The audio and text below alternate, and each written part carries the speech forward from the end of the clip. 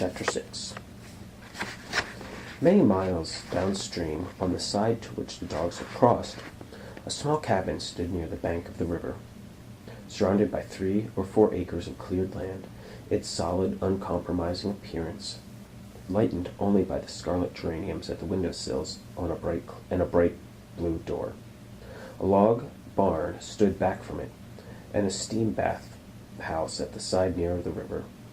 The patch of vegetable garden and the young orchard and the neatly fenced fields, each with their piles of cleared boulders and stumps, were small, orderly miracles of victory won from the dark, encroaching forest that surrounded them.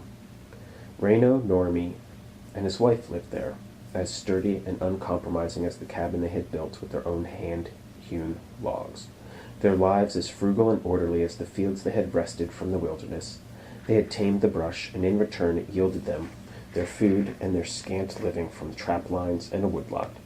But the struggle to keep it in subjection was endless.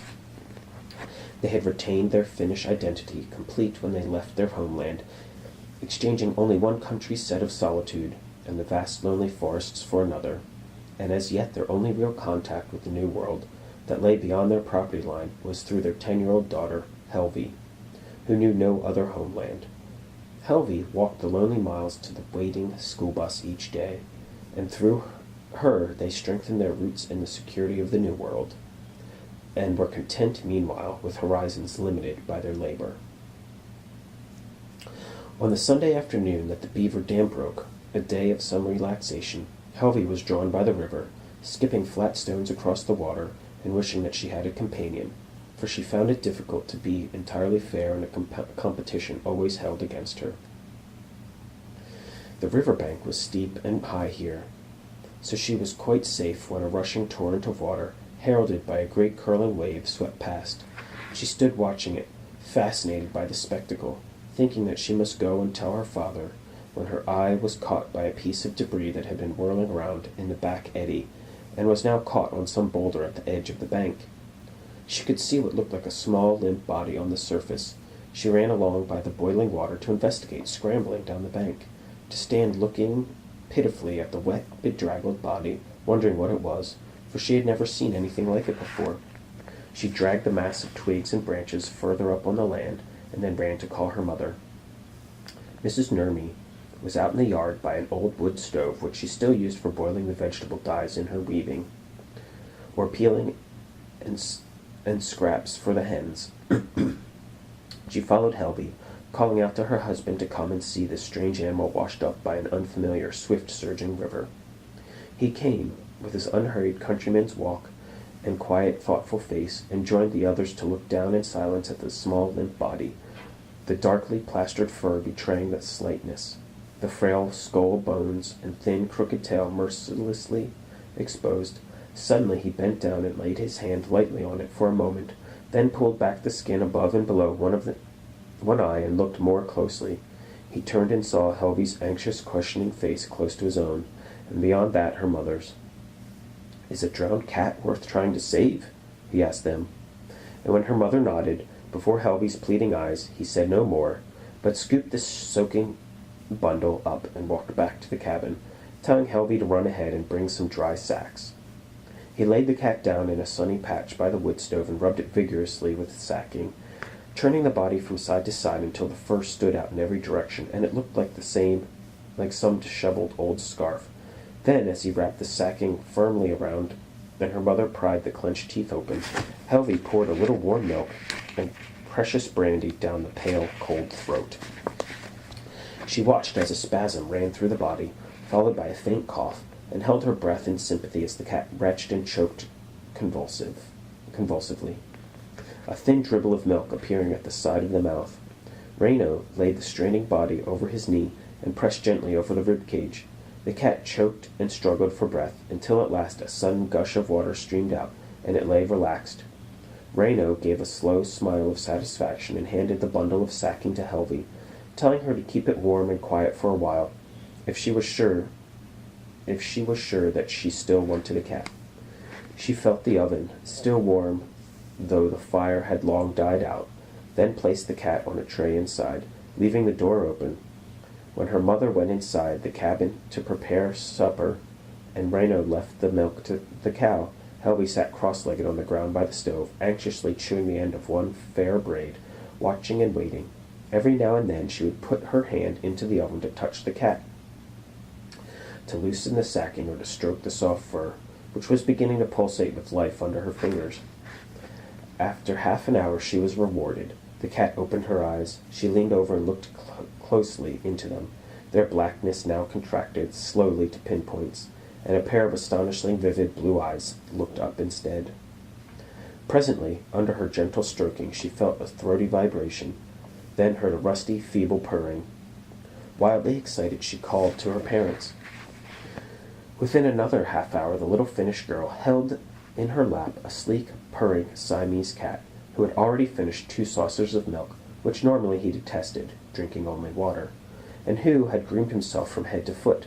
By the time the Nurmi family were eating their supper around the scrubbed pine table, he had finished a bowl of chopped meat, and was weaving his way around the table legs, begging in his plaintive, odd voice for more food. His eyes crossed intently, his kinked tail held straight in the air like a banner. Helby was fascinated by him, and by his gentleness when she picked him up. That night the Nurmis were having fresh pickerel, cooked in the old country way, with the head still on and surrounded by potatoes. Helby ladled the head with some broth and potatoes into a saucer and put it on the floor. Soon the fish head had disappeared, to the accompaniment of pleased rumbling growls. The potatoes followed. Then, holding down the plate with his paw, the cat polished it clean. Satisfied at last, he stretched superbly, his front paws extended so that he looked like a heraldic lion, then jumped into Helby's lap, curled himself around, and purred loudly. The parents' acceptance was completed by his action, though there was never before a time or place in the economy of their lives for an animal which did not earn its keep, or lived anywhere else except the barn or kennel. For the first time in her life, Helby had a pet. Helby carried the cat up to her bed with her, and he draped himself with the familiar ease over her shoulder as she climbed the steep stairs leading up to her little room in the eaves. She tucked him tenderly into an old wooden cradle, and he lay in sleepy contentment, his dark face incongruous against a doll's pillow. Late in the night she woke to a loud purring in her ear, and felt him treading a circle on her back. The wind blew a gust of cold rain across her face, and she leaned over to shut the window, hearing far away, so faint that it died in the second of wind-borne sound, the thin, high keening of a wolf. She shivered as she lay down, then drew the new comforting warmth of the cat closely to her. When Helby left in the morning for the long walk and ride to the distant school, the cat lay curled on the window still among the geraniums. He had eaten a large plate of oatmeal, and his coat shone in the sun as he licked it sleepily, his eyes following Mrs. Nurmi as she walked around the cabin. But when she went outside with a basket of washing, she looked back to see him standing on his hind legs, peering after, his soundless mouth opening and shutting behind the window.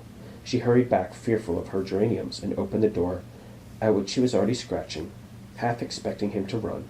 Instead, he followed her to the washing line and sat by the basket, purring. He followed her back and forth between the cabin and wood stove, the hen house and the stable. When she shut him out once by mistake, he wailed pitifully. This was his pattern of behavior all day. He shadowed the Nurmis as they went about their chores, appearing silently on some point of vantage, the seat of the harrow, a sack of potatoes, the manger on the well platform, his eyes on them constantly. Mrs. Nurmi was touched by his apparent need for companionship, that his behavior was unlike that of any other cat she attributed to his foreign appearance. But her husband was not so easily deceived. He had noticed the unusual intensity in the blue eyes, when a passing raven mocked the cat's voice, and he did not look up, then later sat unheeding in the stable to a quick rustle of the straw behind. Reno knew then that the cat was deaf. Carrying her schoolbooks and lunch pail, Helby ran most of the way home across the fields, and picked up the cat as well when he came to meet her. He clung to her shoulder, balancing easily, while she performed the routine evening chores that awaited her. Undeterred by his weight, she fed the hens, gathered eggs, fetched water, then sat at the table stirring dried mushrooms. When she put him down before the supper, she saw that her father was right. The pointed ears did not respond to any sound, though she noticed that he started and turned his head at the vibration if she clapped her hands or dropped even a small pebble on the bare floor. She had brought home 2 books from the traveling library, and after the supper dishes had been cleared away, her parents sat by the stove in the short interval before bed, while she read aloud to them, translating as she went. They sat in their moment of rare relaxation, with the cat stretched out on his back at their feet, and the child's soft voice, flowing through the dark austerity of the cabin, carried them beyond the circle of light from the oil lamp to the warmth and brightness of strange lands. They heard of seafaring Siamese cats who worked their passage the world over, their small hammocks made and slung by their human messmates, who held them second to none as ship's cats, and of the great, proud Siamese Ratings Corps, who patrolled the dockyards of Le Havre with unceasing vigilance. They saw, with eyes withdrawn and dreaming, the balanced watch-eyes of long-ago Siam, walking delicately on long simian legs around the fountained courtyards. Their softly padding feet polished the mosaics of the lustered path of centuries, and at last they learned how these nobly born Siamese acquired the kink at the end of their tails and bequeathed it to all their descendants. As they listened, they looked down in wonder, for there was a rag rug. For there on the rag rug lay one of these, stretched out flat on his royal back. His illustrious tail twitched idly, and his jeweled eyes on their daughter's hand as she turned the pages that spoke of his ancestors, the guardian cats of the Siamese princesses. Each princess, when she came down to bathe in the palace lake, would slip her rings for safekeeping on the tail of her attendant cat. So zealous in their charge were these proud cats that they bent the last joint sideways for safer custody. And in time the faithful tails became crooked forever, and their children and their children's children. One after another the Narmies passed the books admirably down the tail, passed their hands admirably down the tail before them to feel the truth in the bent, bony tail. Then Helvey gave him a bowl of milk, which he drank with regal condescension, before she carried him up the ladder to bed. That night, and for one more, the cat lay curled peacefully in Helvey's arms, and in the daytime, during her absence, he followed her parents everywhere. He trailed through the bush after her mother as she searched for morning mushrooms, then sat in the cabin steps and patted the dropped corn kernels as she shucked a stack of cobs. He followed Rhino and his workhorse across the fields to the woodlot, and perched on a newly felled pungent stump, his head following their every movement, and he curled by the door of the stable and watched the man mending harness and oiling traps. And in the late afternoon, when Helvey returned, he was there waiting for her, a rare and beautiful enigma in the certain routine of the day. He was one of them. But on the 4th night he was restless, shaking his head and pawing his ears, his voice distressed at her back. At last he lay down, purring loudly, and pushed his head into her hand. The fur below his ears was soaking. She saw the sharp black triangles outlined in the little square of the window, and watched them flicker and quiver in response to every small night sound. Glad for him in his newfound hearing, she fell asleep.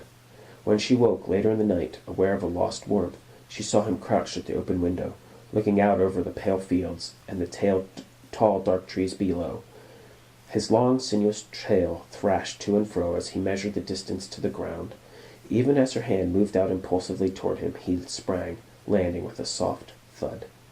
She looked down and saw his head turn for the first time to her voice, his eyes like glowing rubies as they caught the moonlight, then turn away, and with sudden desolate knowledge she knew that he had no further need of her. Through a blur of tears she watched him go, stealing like a wraith in the night toward the river that had brought him. Soon the low, swiftly running form was lost among the shadows.